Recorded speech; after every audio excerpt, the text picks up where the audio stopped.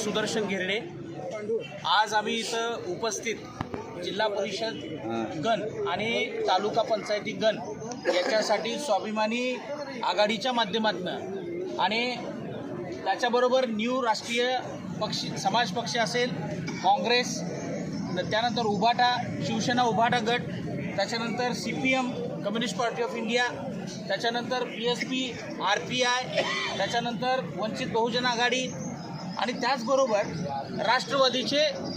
शरद पवार गट अशी आम्ही ही स्वाभिमानी आघाडी या सांगोल तालुक्यामध्ये तयार केलेली आहे। आणि याच्यामध्ये आम्ही सगळेजण मिळून अगदी ताकदीनं हे जे चन्नाचोर आहेत, जे लोक पॅकेजवर लढत आहेत, जे नेते आहेत, जे काँग्रेस जे म्हणजे वेगवेगळ्या पक्ष जे आहेत, शिवसेना शिंदे गट असेल, शेकाप असेल आणि त्याचबरोबरीनं BJP असेल आणि त्याचबरोबरीनं आमचा शेवटचा पक्ष राहिला तो आबा गट असेल, या सगळ्यांनी मिळून या तालुक्याची राख रांगोळी करायचं ठरवलंय असं मला वाटतंय। कारण ही निवडणूक सर्वसामान्यांच्या माध्यमातून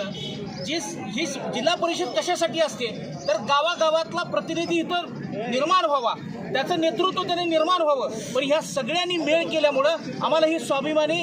विकास आघाडी आम्हाला निर्माण करावी लागली आणि ही स्वाभिमानी विकास आघाडी येणाऱ्या काळामध्ये या सांगोल तालुक्याला नवी दिशा देण्याचा प्रयत्न करेल। याच्यामध्ये आमच्याबरोबर बाबूराव गायकवाड आहेत, दत्ता सावंत आहेत राष्ट्रवादी गटाचे, बाबूराव आप्पा गायकवाड आहेत, हे आता उपस्थित नाहीत पण शिवसेना गटाचे नेते आहेत, इथं तुषारजी, इथं न्यू राष्ट्रीय समाज पक्षाचे नेते आहेत RY घुटुकडे आणि आमचे खासदार मित्र पाठीमागे आहेत, दुसरे आहेत ते CPMचे आहेत आडम मस्रानी, हे सगळी जे आडम मस्रानीनं तिकीट दिलेले अतुल फसाले म्हणून आहेत, इथं आमचे राजकुमार पवार साहेब आहेत, सुनील नागनीजी आहेत, आमचे महानवर आहेत, मौत गटात भरलेले असे अनेक उमेदवार इथं आहेत। आणि ही सगळी जी माणसं इथं आलेली आहेत ही सर्वसामान्य माणसं आहेत आणि येणाऱ्या काळामध्ये तुम्हाला एकच सांगतो, आम्ही सर्वसामान्य आहोत, पण आज तुम्ही जे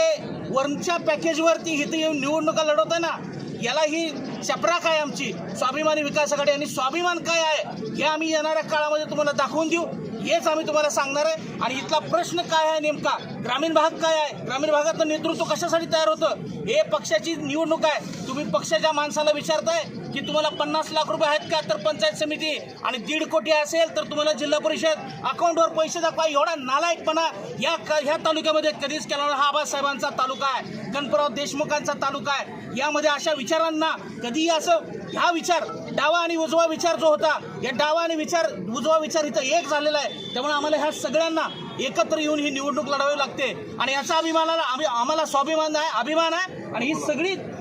तळागाळात आलेली माणसं आहेत, ही तळागाळात आलेली माणसं या चारही नेत्यांना, या चारही पक्षांना एक उद्रेक झाल्याशिवाय येणाऱ्या काळात राहणार नाही आणि यांचं अस्तित्व आम्ही संपवल्याशिवाय आम्ही शांत बसणार नाही।